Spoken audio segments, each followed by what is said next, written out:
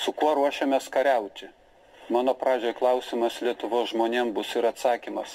Kokia diplomatija, kokie planai, kokie politikai privedė iki to, kad mes dabar turime su kažkuo kariauti mažoj Lietuvoje.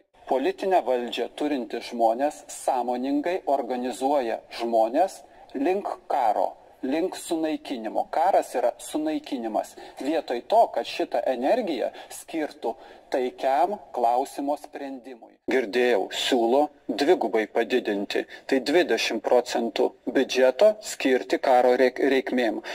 Klausimas tada, mūsų vaikai turės atiduoti tos pinigus, kadangi norima skolintis. Arba dabar iš žmonių per mokesčius visus tuos pinigus surinkti. Aš matau, kad mūsų valdantieji neturi jokios gynybos strategijos. Kandidatas Gitanas Nausėda paaiškino, aš supratau, kad mes jau pasiruošę kariauti ir supratau, kad jau Lietuvos kariai bus siunčiami kovoti už Lietuvos laisvę. Gerai, nekalbėkit vienu metu. Reikalinga diplomatija, kad to karo nebūtų, jokio karo nebūtų.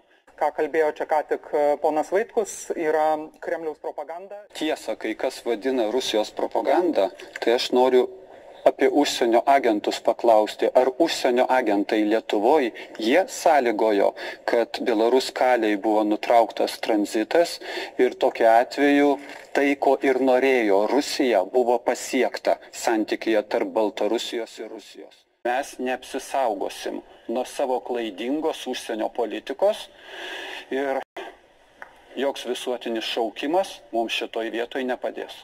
Ką čia ponas Vaitkus kalba, nes jau užsienio politika turbūt yra iš karto pasiduoti, prisijungti prie Kremliaus ir tada nereikia su nieko kariauti. Jeigu kalbi apie tai, kad karo galima išvengti ir elementariai, tai tada sako, čia yra pasidavimas kažkam tai. Kai Lietuvos vadovai sako, kad kariausime, citata, iki paskutinio kraujo lašo, man darosi šiurpu. Nes tai reiškia, kad Lietuvos nebelieka ir Lietuvos žmonių nebelieka ir visa tai sukelia mūsų politika.